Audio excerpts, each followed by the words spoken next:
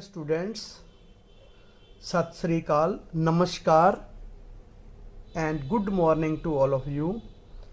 प्यारे बच्चों, साडा चैप्टर चल रहा सी रिलेशन एंड फंक्शनस। अज असी 5th लैक्चर लैन जा रहे हाँ। ये लैक्चर साडा अज मल्टीपल चॉइस क्वेश्चन के उपर होएगा। पहला क्वेश्चन बगैर किसी देरी के आपां शुरू करन जा रहे हैं। ये क्वेश्चन मैं NCERT की बुक चो लिया है और बहुत इंपॉर्टेंट क्वेश्चन है, पेपर च भी आ चुका है। क्वेश्चन नंबर 1 है, let R be the relation on the set containing 4 elements 1, 2, 3, 4। तो साढ़े को जिहड़ा रिलेशन दिता होया है बच्चों वो है R इज डिफाइंड बाई, ये सानू 7 पेयर दे रखे है 1 2 2 2 1 1 4 4 1 3 3 3 3 2। दैन असी 4 चॉइसिस दे विचों एक चॉइस जिहड़ी सही चॉइस है वो लगानी हैगी है। बच्चों इकल्ले तुहाडे एनुअल एग्जाम वास्ते क्वेश्चन नहीं हैगा, ये तुहाडे IIT JEE लई भी उन्ना ही इंपॉर्टेंट क्वेश्चन होणगे। बहुत ध्यान देना। तो मेरी तो इच्छा है कि साडे बच्चे बहुत ही वधिया ढंग नाल पढ़न। हाँ जी, पहला जिहड़ा ये है, R is reflexive and symmetric but not transitive. ठीक है। दूसरा B पार्ट है, R is reflexive and transitive but not symmetric. C part है, R is symmetric and transitive but not reflexive. And D part है, R is an equivalence relation. हुण असीं इहनूं मैं ढंग भी दसूँगा, हौली हौली इस तरीके नूं बहुत फास्ट कर देंगे कि फटाफट आंसर पता लगेगा। हुण सब तो पहलां असीं इहनूं अज प्रॉपरली आपां करांगे बच्चों कि 1 साडे जिहड़ा सैट हैगा ए उहदे च वेखो 1 एलीमेंट है 1 ते साडे R दे विच 1 1 होना चाहिए। असीं रिफ्लैक्सिविटी पहलां चैक करन जा रहे हैं। अगर 2 है तो 2 2 R दे विच होना चाहिए। अगर 3 है तो 3 R दे विच होना चाहिए 3 3। अगर 4 है तो 4 4 R दे विच होना चाहिए। देखो चारे एलीमेंट बच्चों साडे R दे विच जानी 1 1 2 2 3 3 4 4 चारे ही जिहड़े पेयर है वो बिलोंग करते हैं। इस करके असी कहांगे कि R is reflexive. R is reflexive. इहदे मुताबिक साडा आंसर जां तां ए हो सकता है जां आ वाला हो सकता है। ये आंसर साडा C जिहड़ा वो रिजैक्ट हो चुकिया है। ठीक है जी। हुण आउंदी गल सिमेट्री ते। सिमेट्री लिए असीं की चैक करना बच्चों, पहले एलीमेंट शुरू करते हैं कि 1 2 है तो 2 1 होना चाहिए, जिहड़ा कि नहीं है। इहदा मतलब ये R रिलेशन जिहड़ा वो सिमेट्रिक नहीं है। ठीक है ना। इहदा मतलब ए वाला जिहड़ा साडा नॉट सिमेट्रिक, ये असीं लगदा है कि सही है। आ जिहड़ा ये रिजैक्ट पहले ही हो चुका है तो हुण D भी रिजैक्ट हो गया क्योंकि ये इक्वलेंस रिलेशन नहीं रहा, क्योंकि ये सिमेट्रिक नहीं हैगा, इस करके ये इक्वलेंस नहीं होएगा। ओके जी। हुण असी आउणे हाँ बच्चों कि ट्रांजिटिविटी ते। ठीक है ना। देखो आ भी मैं देखा तो ये आंसर च की सीगा कि वो कहंदा भी रिफ्लैक्सिव एंड सिमेट्रिक। इहदा मतलब साडा ये आंसर भी रिजैक्ट हो चुके हैं। तो फिर किहड़ा आंसर बचिया? B आंसर साडा बिल्कुल सही आंसर बच गया जी। पर फिर भी असी ट्रांजिटिविटी चैक करते हैं क्योंकि मैं तुहानूं समझाना है, होर क्वेश्चन बहुत करने तुसीं घर। इस करके बच्चों ट्रांजिटिविटी लई तुहानूं मैं दस्सिया सीगा कि आ जिहड़े पेयर है 1 1 2 2 3 3 4 4 इन्हां नूं देखण दी जरूरत नहीं हुंदी, जिहदे नाल असी 2 पेयर चुकने हैं। असी 2 पेयर वो चुकने हैं जिन्हां दे नाल कि इस तो सिवाए कोई पेयर अटैच हुंदा होवे। बड़ा आसान तरीका। ठीक है ना। मैं 1 2 देखिया तो 1 2 दे नाल जिहदी फस्ट एंट्री 2 होवे सिर्फ आ है, ये असीं लैना ही नहीं। ठीक है ना। ਇਹਦਾ मतलब ही छड्डदा, ये सारे साडे ड्रॉप हो गए। फिर ਅਸੀਂ 1 3 ਤੇ ਆਈ ਸਿੱਧੇ 1 3 ਤੇ ਅਸੀਂ ਉਹ ਐਂਟਰੀ ਜਿਹੜੀ ਇਹਦੀ ਸੈਕੰਡ ਐਂਟਰੀ ਕੀ ਹੋਵੇ, ਫਸਟ ਐਂਟਰੀ ਇਹਦੀ ਸੈਕੰਡ 3 ਹੈ, ਉਹਦੀ 3 ਹੋਣੀ ਚਾਹੀਦੀ ਹੈ। ਇਹ ਅਸੀਂ ਲੈਣਾ ਨਹੀਂ ਤੇ ਫਿਰ ਅਸੀਂ ਆਹ ਹੀ ਲੈਣਾ ਹੈ ਨਾ। ਇਹ ਲੈਣਾ ਤੇ ਅਸੀਂ ਇਹਨੂੰ ਲਿਖਿਆ, ਦੇਖੋ 1 3 ਲਿਖਿਆ ਤੇ ਇੱਕ 3 2 ਲਿਖਿਆ। 3 ਨੂੰ 3 ਅਸੀਂ ਕੈਂਸਲ ਤੇ ਸਾਡੇ ਕੋਲ ਕੀ ਬਚਿਆ 1 2 1 2 ਦੇਖੋ हैगा तो फिर असी बड़े आराम नाल लिख देना कि जिहड़ा साडा रिलेशन है वो की है जी ट्रांजिटिव हैगा। तो इहदा मतलब हाँ जी साडा आंसर फिर किहड़ा हो गया कि B आंसर देखो ट्रांजिटिव भी हो गया जी। ठीक है, हुण होर अगर तुहानूं मन च डाउट है कि सर आ भी लैके देखो खा 2 3 भी लै लो, आ लो 3 2, हुण ਉਹ ਲੈਣਾ ਜਿਹਦੇ फस्ट एंट्री 2 ਹੋਵੇ ਤੇ फस्ट एंट्री मैं पहले ही देख ली थी कि 2 सिर्फ ਇਹਦੇ 'ਚ ਹੈ, ਇਹ ਅਸੀਂ ਲੈਣਾ ही नहीं ਤਾਂ ट्रू ही आएगा। चेक कर लो बेशक, आ लो जी चेक किया सी, तुहाडे मन च ना जे ये कट्टिया, देखो ये उही एंट्री दोबारा आ गई, तो पहले हैगी है, फिर इन्हूं चेक करने की लोड़ की सी। इस करके असीं सिर्फ तो सिर्फ आ एक एंट्री चेक करने वाली साडा सर गया कि ये रिलेशन साडा ट्रांजिटिव है। मैनूं यकीन है कि बच्चों तुहानूं क्वेश्चन वधिया समझ आ गया होएगा। हुण असीं दूसरा क्वेश्चन लवांगे। हाँ जी, या तो सैकेंड क्वेश्चन जिहड़ा साडा है वो कुछ इस तरह है, let F from R to R be defined by f of x is equal to 3x, then ਇਹਦੇ ਕੋਲ ਸਾਡੇ ਕੋਲ ਚਾਰ ਚੋਇਸ ਹੈ, f is 1 1, b f is many 1, c f is 1 1 and on 2, and d f is 1 1 but not on 2। ਬੱਚਿਓ ਇਹ 'ਚ ਕਾਫੀ ਗੱਲਾਂ ਆਪਾਂ ਸਿੱਖਾਂਗੇ, ਪਰ ਆਪਾਂ ਇਹਨੂੰ ਬਹੁਤ ਜਲਦੀ ਪ੍ਰੂਵ ਕਰ, ਵੈਸੇ ਪ੍ਰੋਪਰਲੀ ਮੈਂ ਤੁਹਾਨੂੰ ਸਿਖਾ ਚੁੱਕਿਆ ਹੈਗਾ ਪਹਿਲਾਂ ਪਹਿਲੇ ਲੈਕਚਰ ਦੇ ਵਿੱਚ। ਹੁਣ ਆਪਾਂ ਇਹਨੂੰ शॉर्टकट मार के थोड़ा जिहा सीखण की कोशिश करांगे। एक तो बच्चों F is a function from R to R, it's called real valued function, इहदी डोमेन भी R है, इहदी कोडोमेन भी R है। दूसरी गल आ जिहड़ी बहुत इंपॉर्टेंट है साडे लई कि एफ एक्स साडा की हैगा, एफ एक्स साडा हैगा जी F of X is equal to 3x है। बच्चों ये हैगा साडा पॉलीनोमियल फंक्शन, किहड़ा फंक्शन है, पॉलीनोमियल फंक्शन है, पॉलीनोमियल फंक्शन है बच्चों। तो ये होर गल कि इसकी डिग्री 1 है, इस करके ये लीनियर पॉलीनोमियल फंक्शन हैगा। ठीक है जी, ओके। हाँ जी, ये लीनियर पॉलीनोमियल फंक्शन, अगर कोई फंक्शन लीनियर पॉलीनोमियल है, ठीक है ना, तो उसका ग्राफ बच्चों की बनता है, स्ट्रेट लाइन उसका ग्राफ बनती है। तो यदी जी डोमेन तो तुहानूं दसती, डी एफ यदी कितनी होंदी है, अपन लोड़ पै सकती किते, वो होंदी है आर, तो यदी रेंज जिहड़ी है वो भी आर ही होंदी है। ठीक है ना, यदी देखो ध्यान नाल सुनो, एफ एक्स असी देखिया लीनियर पॉलीनोमियल है, ध्यान रखो कि यह रियल वैल्यूड फंक्शन है, लीनियर पॉलीनोमियल फंक्शन है। अगर कोई लीनियर पॉलीनोमियल फंक्शन होवे तो उसकी जिहड़ा ग्राफ है वो स्ट्रेट लाइन होंदी है। अगर सानू इन्ना पता लग जाए, वैसे भी लीनियर पॉलीनोमियल है तो उसकी डोमेन भी आर तो उसकी रेंज भी आर। ठीक है जी, हुण होर गल खास कि अगर कोई लीनियर पॉलीनोमियल है तो क्योंकि उसका ग्राफ स्ट्रेट लाइन है तो बई वो 1 1 भी होएगा, इसका मतलब बी आंसर साडा इत्थे रिजैक्ट हो गया।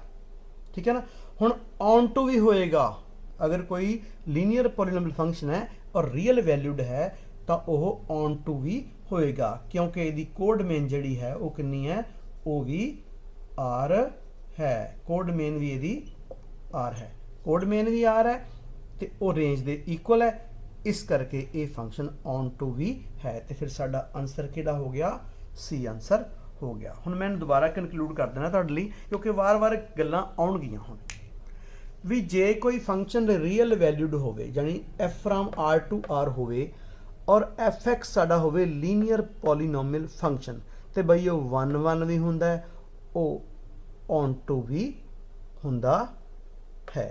ओके, इसदी डोमेन भी आर हुंदी है, इसदी रेंज भी आर हुंदी। एक हले आपां तुहानूं +1 दे जिहड़ा चैप्टर च करवा भी चुके हैं, तो मैं जो दोबारा हुण रिपीट करांगे +1 दा, उदों फिर उहदे च भी तुसीं डिटेल च इहनूं समझ सकते हो। हाँ जी बच्चों, question number 10, relation R given by R is equal to having 4 ordered pairs 1 1 1 2 2 2 2 1 on set having 2 elements 1 2 is. असी ये दसना है 4 चॉइसिस दे विचों, A reflexive only, B equivalence, C symmetric only, D transitive only. बच्चों इस बड़ी ध्यान नाल बस क्विक तुसीं इहदा देखना है कि मैं पहलां तुहानूं बहुत ही शॉर्टकट दसदा इहदा कि तुहानूं पता है कि ए सैट दे विच 2 एंट्रियां है तो ए क्रॉस ए च कितनियां एंट्रियां होणगियां, हाँ जी 2 raised to power 2 यानी कि 4। ठीक है ना, 4 ਐਂਟਰੀਆਂ ਹੋਣਗੀਆਂ ਔਰ ਸਾਡੇ ਜਾਨੀ कि A क्रॉस A ਦੇ ਵਿੱਚ ਕਿੰਨੀਆਂ ਐਂਟਰੀਆਂ ਹੋਣਗੀਆਂ 4। ਦੇਖੋ R ਦੇ ਵਿੱਚ ਚਾਰੋਂ ਹੀ ਪਈਆਂ ਜਾਨੀ 1 1 ਵੀ ਹੈਗਾ 2 2 ਵੀ ਹੈਗਾ 1 2 ਵੀ ਹੈਗਾ ਤੇ 2 2 ਵੀ ਹੈਗਾ ਤੇ ਜਿਹਦੇ ਚ ਸਾਰੀਆਂ ਐਂਟਰੀਆਂ ਹੋਣ A क्रॉस A ਦੀਆਂ ਤੇ ਉਹ ਰਿਲੇਸ਼ਨ ਤੇ ਵੀ ਯੂਨੀਵਰਸਲ ਰਿਲੇਸ਼ਨ ਹੁੰਦਾ ਹੈ that is called ਇਕਵਲੈਂਸ ਰਿਲੇਸ਼ਨ ਤੇ ਉਹ ਸਾਡਾ ਇਕਵਲੈਂਸ ਰਿਲੇਸ਼ਨ ਹੋ ਜਾਏਗਾ ਜਾਨੀ कि ਸਾਡਾ ਆਨਸਰ ਤੇ ਆ ਚੁੱਕਿਆ ਹੈਗਾ ਲੋ ਇਕਵਲੈਂਸ ਰਿਲੇਸ਼ਨ क्योंकि हाँ जी ठीक है मैं दोबारा फिर दसदा आप चैक कर लें दसन नालों कि ए अगर साडा सैट हैगा 1 2 तो A क्रॉस A की होएगा A क्रॉस A बच्चों असी चैक करते हैं प्रॉपर ताकि तुसी प्रैक्टिस कर सको ए होएगा 1 1 1 2 2 1 ਤੇ 2 2 ਜਾਨੀ कि ਇਹਦੇ ਵਿੱਚ 4 ਐਂਟਰੀਜ਼ ਹੋਣਗੀਆਂ ਦੇਖੋ ਚਾਰੇ 1 1 1 2 2 1 ਤੇ 2 2 ਸਾਰੀਆਂ ਐਂਟਰੀਆਂ ਇਹਦੇ ਵਿੱਚ R ਚ ਹੈਗੀਆਂ ਅਗਰ ਆਲ ਐਂਟਰੀਜ਼ ਹੈਗੀਆਂ A क्रॉस ਅਗਰ ਜਾਨੀ ਸਾਡਾ R ਕਿਹਦੇ ਇਕੁਅਲ ਹੈ A क्रॉस A ਦੇ ਹੀ ਇਕੁਅਲ ਹੈ ਤੇ ਫਿਰ ਇਹ ਕਿਹੜਾ ਰਿਲੇਸ਼ਨ ਹੈ ਇਹ ਹੈਗਾ यूनिवर्सल रिलेशन है अगर यूनिवर्सल रिलेशन है तब बच्चों फिर यह की है this is an equivalence relation ये रिफ्लैक्सिव भी होंगे सिमेट्रिक भी होंगे तो ट्रांजिटिव भी होंगे आप इन्हू प्रॉपरली चैक भी कर लें ऐसी कोई गल नहीं ए दे साढ़े 1 है तो 1 1 होना चाहिए है 2 है तो 2 2 होना चाहिए बिल्कुल सही है हुण आ जाओ सिमेट्री ते ठीक है ना सिमेट्री लिए असीं की चेक करते हैं कि एच 1 2 है तो 2 1 होना चाहिए 2 1 है तो 1 2 होना चाहिए ये तो है कि इन्हों चेक करने की लोड़ ही नहीं ठीक है ना इसलिए सिमेट्रिक भी है हुण गल आ गई ट्रांजिटिविटी ते ट्रांजिटिविटी आप क्या सीगा कि आ पेयर तो लैन की लोड़ ही नहीं तो बचे साढ़े को दो ना तो दोनों असीं लए 1 2 तो दूसरी एंट्री की 2 लैके करना इनू करांगे तो ये 1 1 देखो 1 1 हैगा तो फिर आर इज आल्सो ट्रांजिटिव इसका मतलब कि निकलिया कि R is reflexive, symmetric and also transitive. Hence R is an equivalence relation. वैसे तुहानूं मैं शॉर्टकट ते लॉन्ग कट दोनों दसते हैं तो हुण तुसीं इहनूं ध्यान नाल प्रैक्टिस करना है। नैक्सट क्वेश्चन लैन जा रहे हैं जी आपां हुण। हाँ जी बच्चों हुण असीं क्वेश्चन नंबर 4 लैन जा रहे हैं MCQ they which. If f is a function from R to R is given by f of x is equal to 4x minus 1 and g is a function from R to R given by g of x is equal to x cube plus 2 then FOG at 1 is यानी नू fog बोल दे FOG at 1 is A answer 29 B answer 11 C answer 31 and D is none of these। बच्चों नू सानू properly करना पेगा बाकी मैं पहला इनू सॉल्व कर देना आंसर आप टिक कर देने हैं उस तो बाद ये बारे आप होर डिटेल च गल करांगे जी। लो जी क्वेश्चन असी पहला फॉग कैलकुलेट करन जा रहे हैं जी। फॉग एट एक्स अगर एफ ऑफ जी एक्स जानी F is a function of G X असी लिखता हुण जी एक्स की आप इत्थे लिखती value which is X cube plus 2 जी कि सानू इत्थे नज़र आ रही है हुण असीं इहदी वैल्यू फिल करती कि एफ ऑफ इनू एक्स सपोज कर लिया जिथे एक्स है उत्थे ये लिखता है आ गया साडा 4 इंटू एक्स क्यूब प्लस 2 ते माइनस 1 ठीक है जी इनू कीता सॉल्व आ गया 4x cube plus 8 minus 1 which is 4x cube plus 7 ये साडा फॉग एट एक्स आ गया पर असी तो फॉग एट 1 कढ़ना है ना असी एक्स की वैल्यू इत्थे 1 पुट करती हलो जी 1 पुट की तो ये साडा आ गया 1 का क्यूब 1 होंदा 4 प्लस 7 इज इक्वल टू 11 जाड़ी साडा आंसर आ गया बी आंसर आ गया जी ठीक है ना आसान सी कोई ज़्यादा टाइम नहीं लगा ठीक है पंजाब बोर्ड च इहो क्वेश्चन आम तौर पर पूछे जाते जी ठीक है ना। हुण बच्चों होर की इहदे च नॉलेजेबल चीज़ हैगी वो मैं गल करदा एक तां इहदे च जिहड़ी गल नोट करन वाली है बच्चों तुसीं नोट करो क्योंकि तुसीं होर बड़े क्वेश्चन करने हैं इसलिए मैं एक क्वेश्चन नूं लैके बहुत ज़्यादा एक्सप्लेनेशन देने की कोशिश कर रहा है। सब तो पहला F is a function from R to R it means F is a real valued function देखो यदि डोमेन भी आर है यदि को डोमेन भी आर हैगी है। दूसरी गल F X is equal to 4x minus 1। F X की है, F X is equal to साढ़े कोल हैगा 4x माइनस 1। ठीक है ना।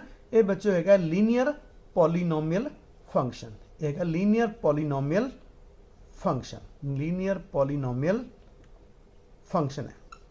ਆਪਾਂ ਹੁਣੇ ਗੱਲ ਕੀਤੀ ਸੀ ਇੱਕ ਕੁਐਸਚਨ ਦੇ ਵਿੱਚ ਕਿ ਜੇ ਕੋਈ ਫੰਕਸ਼ਨ ਲੀਨੀਅਰ ਪੋਲੀਨੋਮੀਅਲ ਹੋਵੇ ਤਾਂ ਉਹਦੀ ਡੋਮੇਨ ਵੀ ਆਰ ਹੁੰਦੀ ਹੈ, ਉਹਦੀ ਰੇਂਜ ਵੀ ਆਰ। ਹਾਲਾਂਕਿ ਇਸ ਕੁਐਸਚਨ ਦਾ ਕੋਈ ਲੈਣਾ ਦੇਣਾ ਨਹੀਂ, ਪਰ ਮੈਂ ਤੁਹਾਨੂੰ ਦੱਸ ਰਿਹਾ ਕਿ ਤੁਹਾਨੂੰ ਬਾਕੀ ਕੁਐਸਚਨਾਂ ਚੀਜ਼ਾਂ ਕੰਮ ਆਉਣਗੀਆਂ ਕਿਉਂਕਿ ਲੀਨੀਅਰ ਪੋਲੀਨੋਮੀਅਲ ਫੰਕਸ਼ਨ ਹੈ। ਠੀਕ ਹੈ ਨਾ। ਹੁਣ ਤੁਹਾਨੂੰ ਹੋ ਸਕਦਾ ਹੈ ਨਾ ਪਤਾ ਹੋਵੇ ਕਿ ਪੋਲੀਨੋਮੀਅਲ ਫੰਕਸ਼ਨ ਕੀ ਹੁੰਦਾ ਹੈ। ਬਈ ਅਸੀਂ ਨਾ ਇਸ ਐਕਸਪ੍ਰੈਸ਼ਨ ਨੂੰ ਦੇਖਦੇ ਹਾਂ, ਇਹ 'ਚ ਜਿੱਥੇ ਵੀ ਵੇਰੀਏਬਲ ਹੈਗਾ x ਉਹਦੇ ਉੱਤੇ ਪਾਵਰ ਜਿਹੜੀ ਹੈ ਜਿੰਨੀ ਜਗ੍ਹਾ ਤੇ ਵੀ ਹੈਗਾ ਸਾਰੇ ਜਗ੍ਹਾ ਤੇ ਉਹਦੀ ਪਾਵਰ ਜਿਹੜੀ ਹੋਲ ਨੰਬਰ ਹੋਣੀ ਚਾਹੀਦੀ ਹੈ। ਜਿਵੇਂ ਇੱਥੇ ਕੌਨਸਟੈਂਟ ਹੈ, ਇੱਥੇ 0 ਪਾਵਰ ਹੈ, ਇੱਥੇ 1 ਹੈ। ਠੀਕ ਹੈ ਨਾ। ਹੋਲ ਨੰਬਰ ਮੀਨ 0 1 2 3 4 5 6 ਹੈ, ਇਸ ਤਰ੍ਹਾਂ ਅਗਰ ਹੈ ਤਾਂ ਉਹ ਪੋਲੀਨੋਮੀਅਲ ਫੰਕਸ਼ਨ ਹੈ। ਤੇ ਲੀਨੀਅਰ ਕਦੋਂ ਹੁੰਦਾ? ਜਦੋਂ ਉਹਦੀ ਡਿਗਰੀ ਹਾਈਐਸਟ ਜਿਹੜੀ ਡਿਗਰੀ ਉਹ 1 ਹੋਵੇ ਤਾਂ ਲੀਨੀਅਰ, ਹਾਈਐਸਟ 2 ਹੋਵੇ ਤਾਂ ਕੁਆਡਰੈਟਿਕ, ਹਾਈਐਸਟ 3 ਹੋਵੇ ਤਾਂ ਕਿਊਬਿਕ ਪੋਲੀਨੋਮੀਅਲ ਹੁੰਦਾ ਹੈ। ਜਿਵੇਂ ਸਾਡਾ gx ਹੈ, gx ਸਾਡਾ ਕੀ ਦੇਖੋ gx is equal to है साडा x cube plus 2। this is again a polynomial function and this is a cubic polynomial function। बच्चों जे तुहानू पता लग गया ना कि polynomial function है तो उहदी डोमेन तां बेफिक्र होकर लिख दिओ कि कितनी है जी, set of real numbers। आह ही इहदी डोमेन हुंदी है जी। ठीक है ना। सेट इहदी डोमेन भी आर सी, इहदी डोमेन भी आर सी, पर सानू इहदी रेंज भी पता सी क्योंकि लीनियर सी, लीनियर दी रेंज भी सौखी है, आर ही हुंदी है। इहदी ਸਾਨੂੰ ਜਿਹੜੀ ਹੈ ਰੇਂਜ ਉਹ ਕੈਲਕੂਲੇਟ ਕਰਨੀ ਪਏਗੀ। ਜਦੋਂ ਵੀ ਕੁਐਸਚਨ ਡੋਮੇਨ ਰੇਂਜ ਵਾਲਾ ਆਏਗਾ ਉਹਦੇ 'ਚ ਆਪਾਂ ਕਰਾਂਗੇ ਜੀ। ਕੁਐਸਚਨ ਨੰਬਰ 5 ਹੁਣ ਅਸੀਂ ਲੈਣ ਜਾ ਰਹੇ ਹਾਂ। ਇਹ ਕੁਝ ਇਸ ਤਰ੍ਹਾਂ ਦਾ ਹੈ ਬੱਚਿਓ, let R be relation of perpendicularity on the set of all straight lines in a plane. ਜਾਨੀ ਸਾਰੀਆਂ ਸਟੇਟ ਲਾਈਨਾਂ ਜਿਹੜੀਆਂ ਪਲੇਨ ਦੇ ਵਿੱਚ ਸਮੂਥ ਸਰਫੇਸ ਦੇ ਉੱਪਰ ਬਣੀਆਂ ਹੋਈਆਂ ਹਨ ਉਹਨਾਂ ਵਿੱਚ ਇੱਕ ਅਸੀਂ ਰਿਲੇਸ਼ਨ ਡਿਫਾਈਨ ਕੀਤਾ ਹੈ ਸਾਰੀਆਂ ਉਹਨਾਂ ਲਾਈਨਾਂ ਦਾ ਜਿਹੜੀਆਂ ਕਿ ਇੱਕ ਦੂਸਰੇ ਤੇ ਪਰਪੈਂਡੀਕੂਲਰ ਹੋਣ। ਠੀਕ ਹੈ ਨਾ। ਕੁਝ ਇਸ ਤਰ੍ਹਾਂ ਅਸੀਂ ਰਿਲੇਸ਼ਨ ਡਿਫਾਈਨ ਕੀਤਾ ਹੈ, r is equal to L1 L2 so that L1 is perpendicular to L2 for all L1 L2 belonging to the plane। ठीक है ना। जानी जे प्लेन ऑफ पेपर जिहदे उत्ते असीं लिया। ठीक है ना। दूसरी गल हुण असीं प्रूव करनी हैगी है कि आर रिफ्लैक्सिव है जां सिमेट्रिक है जां ट्रांजिटिव है जां इक्विवेलेंस है। हुण सिमेट्री लई असीं की करदे हां, असीं जिहड़ा साडा सैट हैगा, जिहड़ा सैट है सारियां लाइनां दा। ठीक है ना। सारियां लाइनां जिन्नियां भी प्लेन दे विच हन, असीं मान लो एक लाइन ले ली L1, ਅਸੀਂ ਕਿਹਾ ਸੀਗਾ ਵੀ L1, L1 ਜਿਹੜਾ ਨਾ ਉਹ R ਨੂੰ ਬਿਲੋਂਗ ਕਰਨਾ ਚਾਹੀਦਾ ਹੈ। ਠੀਕ ਹੈ ਨਾ। ਵੀ ਜੇ L1, L2 R ਨੂੰ ਬਿਲੋਂਗ ਕਰਦਾ ਹੈ ਤੇ ਇਹਦਾ ਮਤਲਬ ਕੀ ਨਿਕਲਿਆ ਕਿ L1 ਜਿਹੜੀ ਹੈ L1 ਦੇ ਪਰਪੈਂਡੀਕੂਲਰ ਹੈ। ਬਈ ਕੋਈ ਵੀ ਲਾਈਨ ਆਪਣੇ ਆਪ ਦੇ ਕਦੇ ਵੀ ਪਰਪੈਂਡੀਕੂਲਰ ਨਹੀਂ ਹੁੰਦੀ, ਉਹ ਕੋਇਨਸਾਈਡ ਕਰਦੀਆਂ ਦੋ ਲਾਈਨਾਂ। ਠੀਕ ਹੈ ਨਾ। ਇਸ ਕਰਕੇ ਜਿਹੜਾ ਸਾਡਾ ਰਿਲੇਸ਼ਨ ਹੈ ਉਹ ਰਿਫਲੈਕਸਿਵ ਨਹੀਂ ਹੋਏਗਾ। ਹੁਣ ਗੱਲ ਆ ਗਈ ਸਿਮੈਟਰੀ ਦੀ। ਸਿਮੈਟਰੀ ਲਈ ਅਸੀਂ ਕਿ ਦੋ ਲਾਈਨ ਇੱਕ ਪੇਅਰ ਲੈਨੇ ਆ, L1 L2 belongs to R ਲੈਨੇ ਹੈਗੇ ਆ ਤੇ ਅਸੀਂ ਇਹ ਅਗਰ ਕਹਿ ਦਈਏ ਇਹਦਾ ਮਤਲਬ ਕੀ ਨਿਕਲਦਾ ਹੈ? ਇਹਦਾ ਮਤਲਬ L1 is perpendicular to L2 by our definition. ਤੇ ਅਗਰ L1 L2 ਦੇ ਪਰਪੈਂਡੀਕੂਲਰ ਹੈ ਤਾਂ ਫਿਰ L2 ਵੀ ਤਾਂ L1 ਦੇ ਪਰਪੈਂਡੀਕੂਲਰ ਹੋਊਗੀ। ਤੇ ਇਹਦਾ ਮਤਲਬ ਕੀ ਨਿਕਲਿਆ ਕਿ L2, L1 ਵੀ R ਨੂੰ ਬਿਲੋਂਗ ਕਰ ਗਿਆ। ਇਹਦਾ ਮਤਲਬ ਸਾਡਾ ਰਿਲੇਸ਼ਨ ਜਿਹੜਾ ਉਹ ਸਿਮੈਟ੍ਰਿਕ ਤਾਂ हैगा है। ठीक है ना। क्योंकि साडा आंसर आ चुके इसलिए साडा क्वेश्चन इत्थे ही खत्म होंदा है। डी वैसे रिजैक्टेड सीगा क्योंकि रिफ्लैक्सिव नहीं सीगा। ते ट्रांजिटिविटी अगर चैक करनी आपां कर लैने भी वो भी बच्चों। ट्रांजिटिविटी किवें चैक करोगे? असी एक L1 ते L2 एक पेयर लवांगे बिलोंग करदा R नूं एंड एक होर पेयर लवांगे जिहदी पहली एंट्री दूजी एंट्री L2 होवे ते एक होवे L3 बिलोंगिंग टू R होवे। तो इन्हों असी ड्रॉप करांगे तो की आ जाऊगा L1 L3 जिहड़ा वो R नूं बिलोंग करना चाहिए। हुण असी इहनूं प्रैक्टिकली चैक करते हैं भी अगर L1 ਇਹਦਾ मतलब की है ਇਹਦਾ ਮਤਲਬ ਕੀ ਹੈ? ਇਹਦਾ ਮਤਲਬ L1 ਜਿਹੜਾ ਹੈ ਉਹ L2 ਦੇ ਪਰਪੈਂਡੀਕੂਲਰ ਹੈਗਾ। ਤੇ ਇਹਦਾ ਕੀ ਮਤਲਬ ਹੈ ਵੀ ਬੱਚਿਓ? ਇਹਦਾ ਮਤਲਬ ਹੈਗਾ ਕਿ L2 ਜਿਹੜਾ ਉਹ L3 ਦੇ ਪਰਪੈਂਡੀਕੂਲਰ ਹੈਗਾ। ਹੁਣ L1 ਜਿਹੜੀ ਲਾਈਨ ਹੈ ਉਹ L2 ਦੇ ਪਰਪੈਂਡੀਕੂਲਰ ਹੈ ਤੇ L2 ਜਿਹੜੀ ਹੈ ਉਹ L3 ਦੇ ਪਰਪੈਂਡੀਕੂਲਰ। ਇਹ ਸਿਚੁਏਸ਼ਨ ਕਿਸ ਤਰ੍ਹਾਂ ਬਣੂਗੀ? ਇਸ ਤਰ੍ਹਾਂ ਬਣ ਜੂਗੀ ਸਾਡੀ L1 ਆ ਸਾਡੀ ਹੋ ਗਈ L1 L2 ਦੇ ਪਰਪੈਂਡੀਕੂਲਰ ਹੈ। ਆ ਲਓ ਜੀ, ਆ ਬਣ ਗਈ ਸਾਡੀ L2, ਆ ਬਣ ਗਈ L1 ਤੇ L2 ਜਿਹੜੀ ਆ ਉਹ L3 ਦੇ ਪਰਪੈਂਡੀਕੂਲਰ। ਲਓ L3 ਦੇ ਪਰਪੈਂਡੀਕੂਲਰ ਆਪਾਂ ਬਣਾਤੀ, ਆ ਸਾਡੀ ਹੋ ਗਈ L3। ਇਹਦਾ ਮਤਲਬ ਨਿਕਲਿਆ ਕਿ L1 ਜਿਹੜੀ ਉਹ ਤਾਂ L3 ਦੇ ਪੈਰਲਲ ਹੈ, ਉਹਦਾ ਪਰਪੈਂਡੀਕੂਲਰ ਹੋ ਹੀ ਨਹੀਂ ਸਕਦੀ। ਇਹਦਾ ਮਤਲਬ L1, L3 ਜਿਹੜਾ ਉਹ R ਨੂੰ ਬਿਲੋਂਗ ਨਹੀਂ ਕਰੇਗਾ। ਇਸ ਕਰਕੇ ਸਾਡਾ ਇਹ ਰਿਲੇਸ਼ਨ ਟ੍ਰਾਂਜ਼ਿਟਿਵ ਵੀ ਨਹੀਂ ਹੋਏਗਾ। ਇਹ ਬੱਚਿਓ ਆਪਾਂ ਇਹ 'ਚ ਤੁਹਾਨੂੰ ਮੈਂ ਫਿਰ ਪ੍ਰੋਪਰਲੀ ਐਕਸਪਲੇਨ ਕਰਨ ਦੀ ਕੋਸ਼ਿਸ਼ ਕੀਤੀ ਹੈ। ਤੁਸੀਂ ਵੀਡੀਓ ਨੂੰ ਵਾਰ-ਵਾਰ ਵੇਖੋਗੇ ਤਾਂ ਤੁਹਾਨੂੰ ਸਮਝ ਆਏਗੀ। ਫਿਰ ਵੀ ਕੋਈ ਡਾਊਟ ਹੋਵੇ ਯੂ ਕੈਨ ਆਸਕ, ਕੋਈ ਦਿੱਕਤ ਨਹੀਂ ਹੈ, ਆਪਾਂ ਤੁਹਾਡੇ ਲਈ ਹਾਜ਼ਰ ਹੈਗੇ ਆ। ਤੇ ਅੱਜ ਦਾ ਲੈਕਚਰ ਆਪਾਂ ਬੱਚਿਓ ਇੱਥੇ ਹੀ ਖਤਮ ਕਰਦੇ ਹਾਂ 5 ਕੁਐਸਚਨਾਂ ਤੋਂ ਬਾਅਦ। ਤੇ ਮੈਨੂੰ ਯਕੀਨ ਹੈ ਕਿ ਅੱਜ ਤੁਹਾਨੂੰ ਮੇਰਾ ਲੈਕਚਰ ਪਸੰਦ ਆਇਆ ਹੋਵੇਗਾ। ਪਸੰਦ ਕਰਨ ਦੇ ਲਈ ਬਹੁਤ ਬਹੁਤ ਤੁਹਾਡਾ ਧੰਨਵਾਦ। ਤੇ ਫਿਰ ਵੀ ਮੈਂ ਦੁਬਾਰਾ ਕਹੂੰਗਾ ਕਿ ਅਗਰ ਤੁਹਾਡੀ ਕੋਈ ਵੀ ਕੁਐਰੀ ਹੈ ਤੇ ਲੈਕਚਰ ਪੂਰਾ ਦੇਖਿਆ ਕਰੋ, ਸੁਣਿਆ ਕਰੋ, ਵਾਰ-ਵਾਰ ਦੇਖੋ, ਕਿਉਂਕਿ ਆਪਣਾ ਪੰਜਾਬ ਦੇ ਸਕੂਲਾਂ ਦੇ ਬੱਚਿਆਂ ਦਾ ਮੇਰੇ ਵੱਲੋਂ ਇਹ ਟਾਰਗੇਟ ਹੈ ਕਿ IIT JEE ਦੇ ਵਿੱਚ ਤੁਸੀਂ ਮੈਥ ਦੇ ਵਿੱਚੋਂ ਮੈਕਸਿਮਮ ਕੁਐਸਚਨ ਸੋਲਵ ਕਰ ਸਕੋ। ਆਉਣ ਵਾਲੇ ਸਮੇਂ 'ਚ ਆਪਾਂ ਬਹੁਤ ਕੁਐਸਚਨ ਲਵਾਂਗੇ ਤੇ ਇਹਨਾਂ ਕੁਐਸਚਨਾਂ ਨੂੰ ਤੁਸੀਂ ਰਿਪੀਟ ਕਰੋ। ਜਿਹੜੀਆਂ ਗੱਲਾਂ ਤੁਹਾਨੂੰ ਦੱਸੀਆਂ ਜਾਂਦੀਆਂ ਉਹਨਾਂ ਨੂੰ ਬੜੇ ਧਿਆਨ ਨਾਲ ਸੁਣੋ, ਠੀਕ ਹੈ ਜੀ। ਔਰ ਲੈਕਚਰ ਹੋਰ ਵੀ ਆਉਣਗੇ ਬਹੁਤ ਆਬਜੈਕਟਿਵ ਤੇ ਖਾਸ ਤੌਰ ਤੇ ਜ਼ਿਆਦਾ ਆਉਣਗੇ ਤੇ ਬਹੁਤ ਧਿਆਨ ਨਾਲ ਦੇਖੋ, ਸੁਣੋ ਤਾਂ ਕਿ ਤੁਹਾਡੀ ਤਿਆਰੀ ਹੋ ਸਕੇ। ਮੇਰੀ ਵੀਡੀਓ ਦੇਖਣ ਸੁਣਨ ਦੇ ਲਈ ਤੁਹਾਡਾ ਸਾਰਿਆਂ ਦਾ ਬਹੁਤ ਬਹੁਤ ਧੰਨਵਾਦ।